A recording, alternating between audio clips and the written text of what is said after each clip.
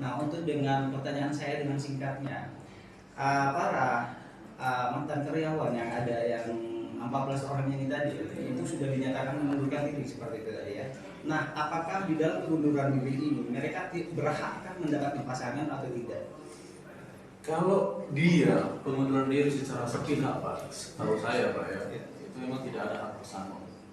Hak pesangon itu diberikan kepada karyawan yang mengundurkan diri secara baik-baik dan memenuhi syarat pengunduran diri. Secara umum itu biasanya terjadi di beberapa PT itu 1 bulan sebelum sudah mengajukan surat pengunduran diri. Masa kerja minimal 3 tahun sudah SKU. Itu setahu saya Pak. Tapi saya tidak tahu pasti pada saat itu seperti apa aturannya. Oke, nah kalau orang-orang yang mengundurkan diri secara sehat, secara baik, itu pasti akan dibayarkan semua hak-haknya Pak. Tidak ada yang berantakan.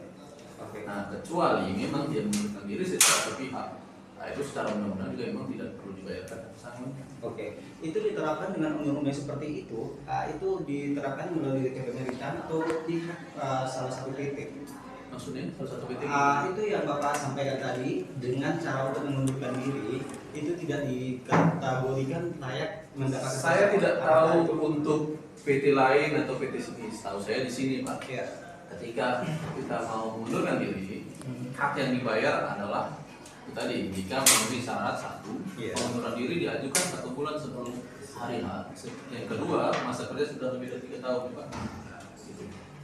Masa kerja sudah lebih dari 3 tahun. Jadi kalau kita sudah dapat surat panggilan 1, surat panggilan 2, dan surat 5 secara berturut-turut tidak masuk, itu tidak masuk kategori pengunduran diri secara baik. Jadi itu pengunduran diri secara sepihak, Pak ya. Jadi itu yang saya ketahui Pak. Lebih kurangnya itulah.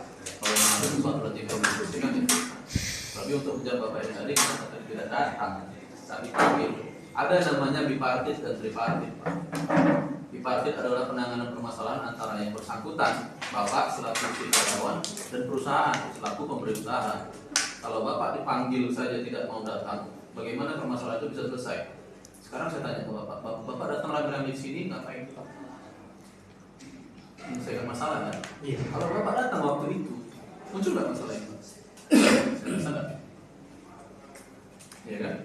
Sekarang Bapak tidak datang waktu itu, Bapak tuntut ke pengadilan, Bapak kalah, Bapak tuntut lagi kemari, Bapak bawa Bapak pers ini semua, membahas masalah yang sama. Bagaimana kita tahu udah kalah Pak? Suratnya pun nggak ada kok. Ada putusannya dengan pengacara Bapak waktu itu. Siapa? Saya dapat surat putusan ini dari pengacara kami Pak. Boleh saya izin bertanya, siapa pengacara mendampingi? Kalau pengacara Bapak ini saya tidak tahu Pak. Oke. Pengacara untuk didampingi dari pihak dari PT Mal. PT Mal itu ya, kami sudah dapat dari HU. Kalau pengacaranya siapa saya belum pernah berkomunikasi.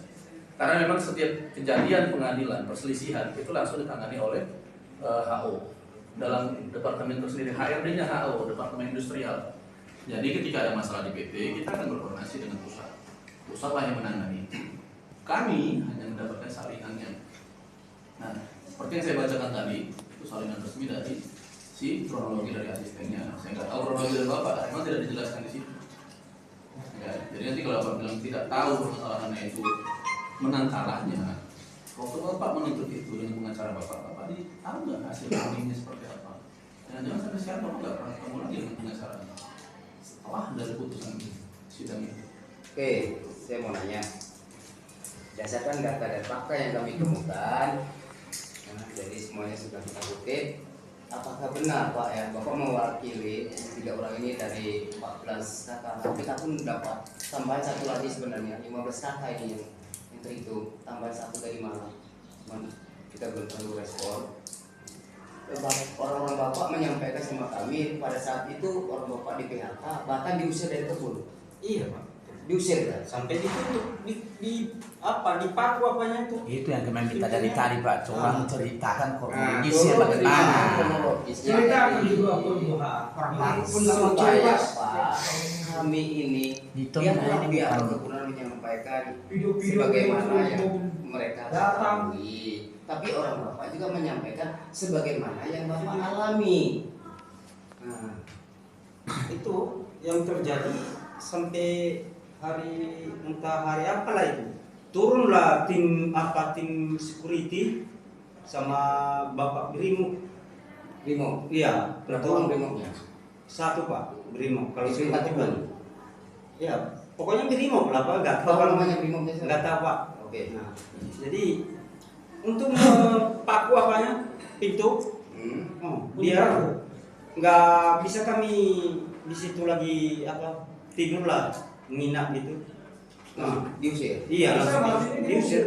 Bagaimana kita memenuhi panggilan tadi, sementara kita udah diusir dari situ? Iya. Makanya cuma istri kita yang ada di rumah lah. Oh, berarti udah nggak bisa masuk ke rumah gitu. Kalau istri di rumah, rumah dipaku, tapi istri di rumah. Iya di luar sebagian Pak. Ini Kalau dibolehkan kita di kemari Pak, udah mau kemari semua, biar kenapa tahu. Gimana? Yang kasih tunjuk lah. Orang istri orang abang ini udah mau kemari kan ditanya di pos Pak. Enggak, tadi Bapak bilang istri di rumah. Iya. Tapi rumah dipaku. Kan sebagian yang masih terbuka Pak. Kalau pintu kami hari itu udah dipaku, tinggal di rumah abang ini. Sekarang begini Pak, saya jawab masalah itu Pak ya. Iya. Yang Bapak sampaikan pengusiran itu sebenarnya tidak pernah terjadi. Waktu itu proses demi proses Iya Bapak hari itu ya. Saya proses demi proses berjalan. Setelah kita terima salinan putusan bahwa PT MAL memenangkan perkara, kemudian saya dan beberapa security dan Brimob, Iya. kan begitu Pak. Mungkin orang Bapak masih ingat, kita kumpul orang Bapak di suatu rumah secara baik-baik setelah salinan putusan kita terima. Masih ingat saya Pak, kita jadikan satu rumah untuk berdiskusi terkait putusan yang sudah kami terima dari kantor pusat. Kebetulan waktu itu orang Bapak tidak ditemukan, orang Bapak tidak dijumpai, yang ada hanya ibu-ibu di rumah. Kan begitu Pak. Jadi istri orang Bapak saya kumpul semua. Dengan beberapa security dan Brimob, saya sampaikan bahwa putusan itu seperti ini.